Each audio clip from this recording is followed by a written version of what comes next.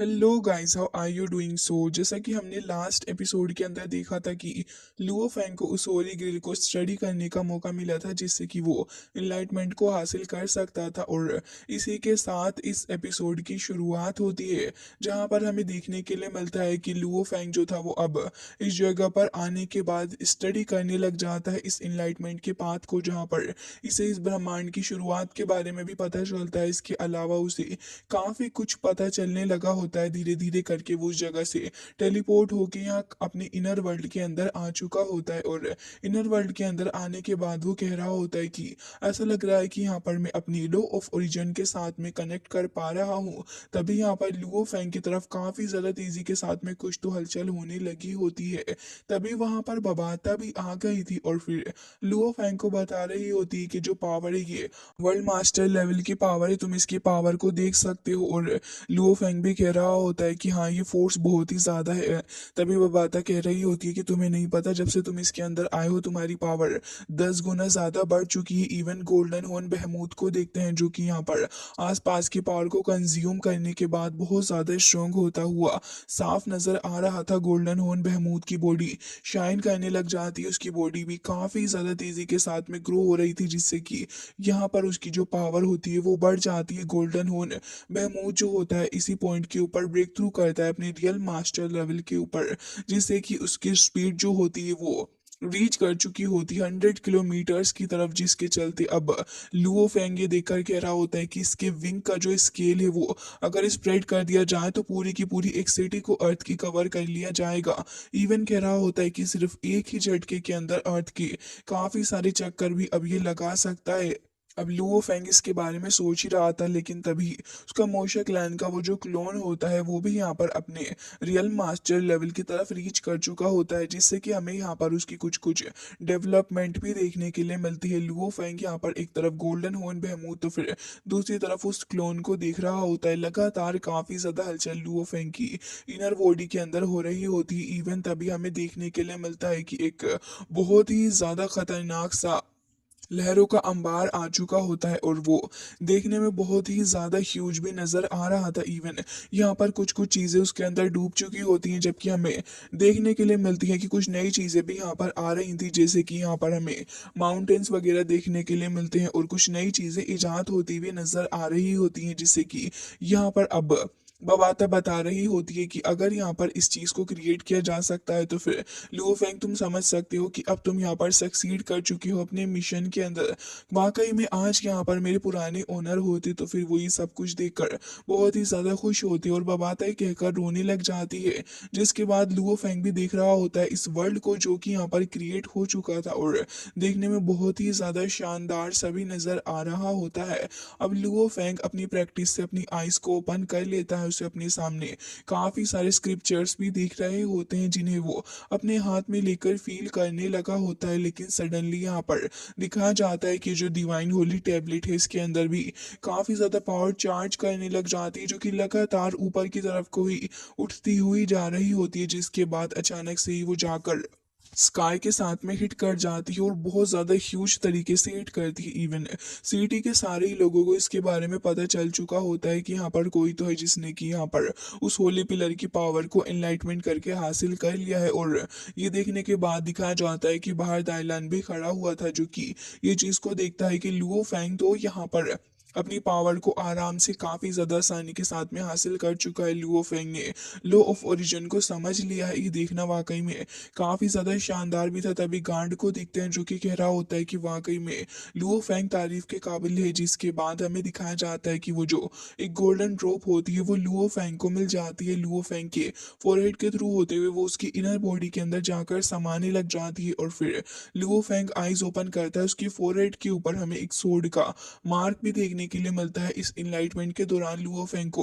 काफी सारी चीजों की रियलाइजेशन भी होने लग जाती है और लुओ फेंग यहाँ पर सभी चीजों को रियलाइज करते हुए कह रहा होता है कि मुझे गोल्डन ओरिजिन लो के द्वारा रिकॉग्नाइज कर लिया गया है। वाकई में ये फीलिंग बहुत ही ज्यादा अलग है। लुओ फेंग कह रहा होता है कि मेरी लॉ की अंडरस्टैंडिंग भी बहुत ही ज्यादा तेजी के साथ में एक्सीड करती हुई जा रही है। इवन पास्ट में कभी भी इतनी ज्यादा तेज नहीं थी। जिसके बाद वो आईज ओपन करता है तो सामने बबाता ही खड़ी हुई थी। इवन लुओ फेंग कह रहा होता है कि ऐसा लग रहा है कि यहाँ पर सब कुछ एकदम मेरी उम्मीदों के हिसाब से ही हुआ है और कह रहा होता है कि जो थर्ड रेन स्टॉर्म की पिक्चर तुम देख रही हो कि उस कप के दौरान मुझे इस पावर को रिकॉग्नाइज करने का मौका मिला था। इवन यहाँ पर मेरी पावर जो ऐसा लग रहा है कि मैं इसे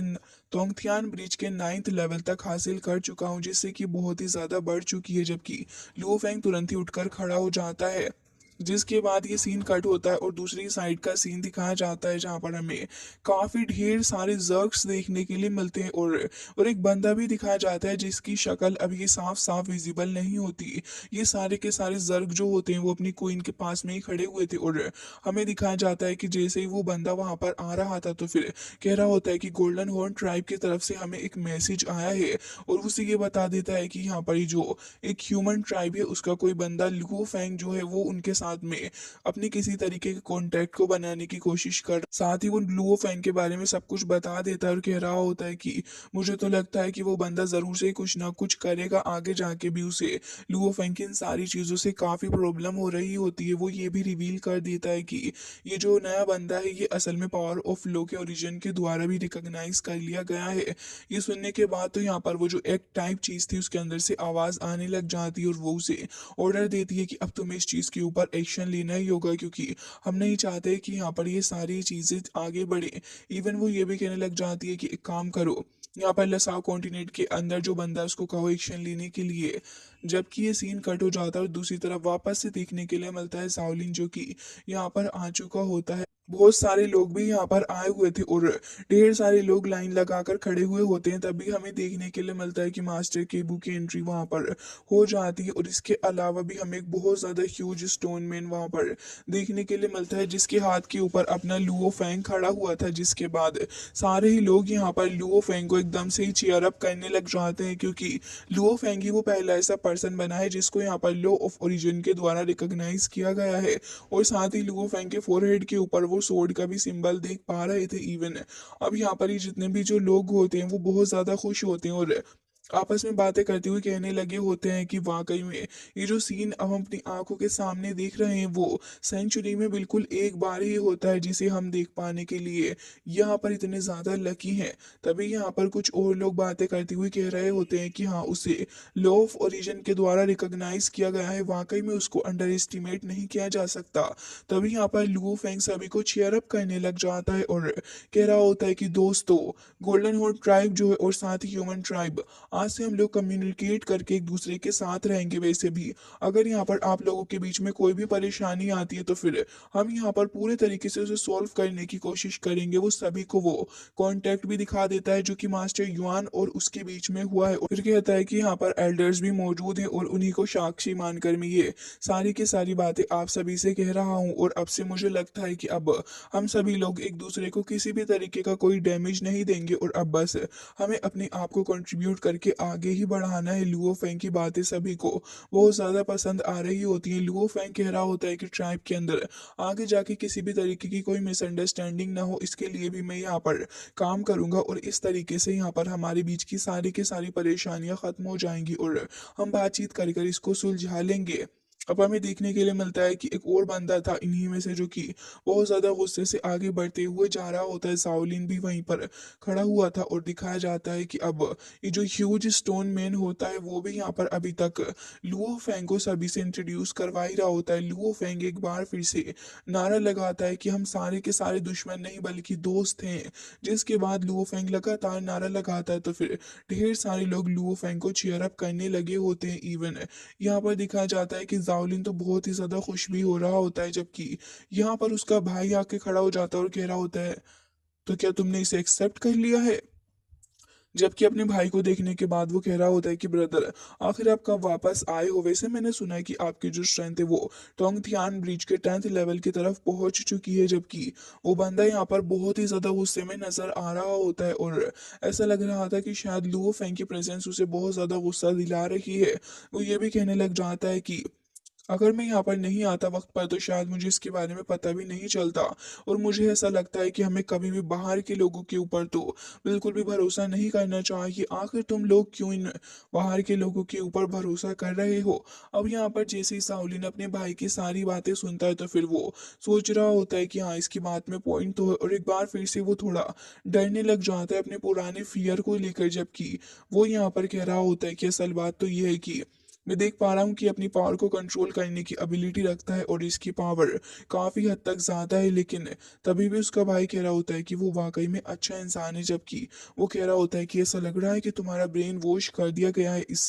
पर्सन के द्वारा, जब भी तो यहाँ पर तुम इसकी सारी बातों की साइड ले रहे हो। और गुस्से में कह रहा होता है कि मुझे लगता है कि अब तुम पागल हो चुके हो, क्योंकि तुम्हें अपने से ज़्यादा दूसरों की बातों के ऊपर भरोसा हो रहा है, तो फिर इससे ज़्यादा गलत बात और क्या हो सकती है? कहता है कि अगर हमें यहाँ पर आगे बढ़ के सरवाइव करना है तो फिर मेरी एक बात को अपने इस दिमाग के अंदर रख लो कि अगर तुम्हें सरवाइव करना है तो उसके लिए तुम्हें अपने खुद के स्ट्रेंथ के ऊपर ही रिलाय करना होगा।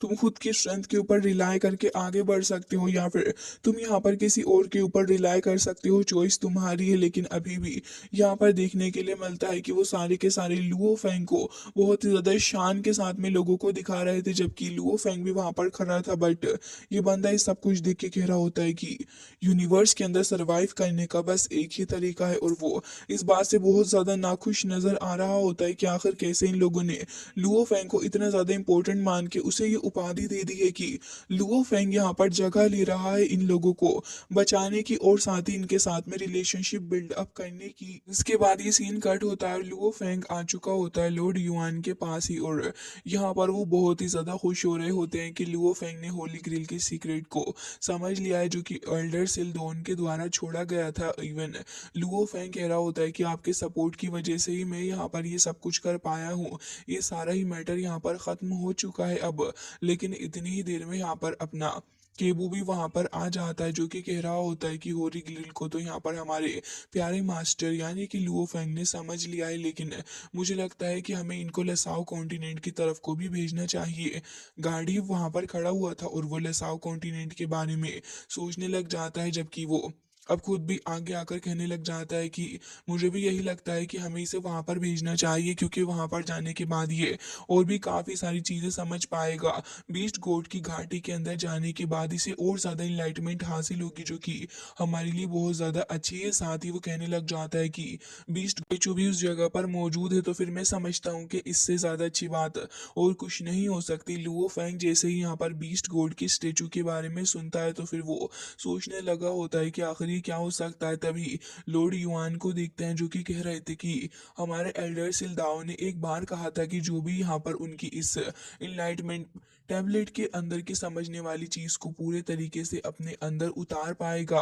वो यहाँ पर आगे जाके और भी ज्यादा अच्छी अच्छी चीजों को हासिल कर सकता है। और मुझे लगता है कि अपॉर्चुनिटी हमें जरूर से ही अपने दोस्त यानी कि लुओ फैंग को देनी चाहिए, और वो खुशी खुशी इस चीज के लिए एग्री कर देते हैं और कह रहे थे कि लेकिन याद रखना कि बहुत ज्यादा वक्त हो चुका है, युगो युगो से वहां पर कोई भी नहीं गया। अगर तुम वहां जाना चाहो तो तुम डेफिनेटली वहां पर जा सकते हो। बट वो पहले ही यहाँ पर लुओ फैंग को वार्न भी कर देते हैं इसके बारे में कि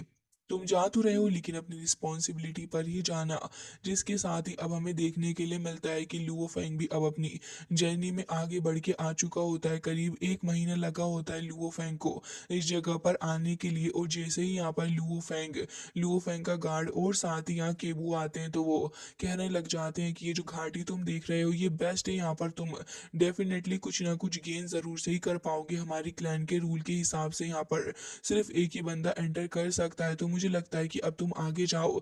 साथ ही यहाँ पर अब लुओ फेंग अब अकेला ही आगे की तरफ को चला जाता है, और हमें देखने के लिए मिलता है कि यहाँ पर ये बंदा जिसका नाम जाओ यू होता है वो छुपा हुआ खड़ा हुआ था। इवन तभी यहाँ पर जो अपने टेम्पल गार्ड होता है उसको सिग्नल मिल चुका होता है कि कोई तो है जो कि सडनली यहाँ पर ट्रबल कोज करने की चीजें कर रहा है, तो फिर उसको रोकना बहुत ज्यादा इंपॉर्टेंट है। अगर उसे समय पर नहीं रोका गया तो फिर चीजें बहुत ज्यादा खराब हो सकती हैं। ये कहने के बाद वो तुरंत ही दाइलान से कहता है कि मुझे किसी इंपॉर्टेंट इम्पोर्टेंट काम के लिए निकलना है, तुम यहीं पर रहना। जिसके साथ ही वो वहां से चला जाता है और दूसरी तरफ लुओ फैंग को देखते हैं जो कि आ चुका होता है एक बहुत ही ज्यादा ह्यूज से स्टेचू के पास में। वो देखने में एक बीस्ट का स्टेचू लग रहा था और उसकी कार्विंग वगैरह सब कुछ देखने के बाद लुओ फैंग कह रहा होता है कि इस जगह पर तो बहुत ही ज्यादा खतरनाक टेरिबल प्रेशर है जिसे मैं फील कर पा रहा हूँ, और अपने इनर वर्ल्ड के अंदर यहाँ पर देख रहा होता है उस मिनी स्टेचू को जो कि यहाँ पर लुओ फैंग ने शेलो कॉन्टिनेंट से हासिल किया था। जैसे ही यहाँ पर लुओ फैंग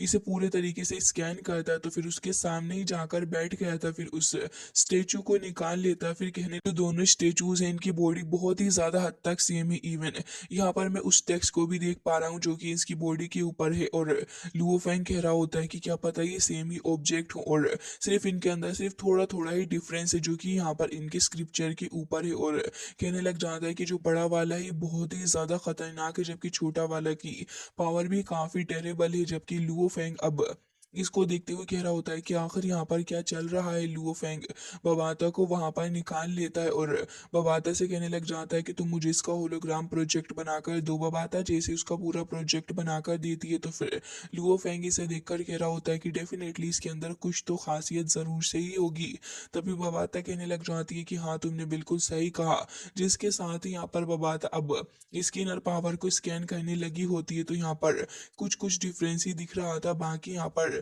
दोनों की चीजें जो होती है वो सेम ही लग रही होती है। इवन ये जो टेक्सचर था वो भी जैसे रिस्टोर होकर आता है तो फिर बबाता इसे देखकर पता लगा लेती है कि हाँ इनमें ज्यादा कुछ डिफरेंस नहीं है, दोनों का टेक्सचर वगैरह सब कुछ एकदम ही ठीक है। तभी लुओ फैंग कह रहा होता है कि अगर ऐसी बात है तो फिर क्यों ना इसको एक बार बनाकर देखा जाए। फिर तुरंत ही अपनी गोल्डन हॉर्न बहमूद को वहां पर निकाल लेता है, फिर उसको आदेश देता है कि इसके जैसा एक बड़ा और एक छोटा स्टेचू बना लो। तो फिर गोल्डन हॉर्न बहमूद तो लुओ फैंग के कहते ही एकदम से ही काम पे लग चुका था, और हमें देखने के लिए मिलता है कि अब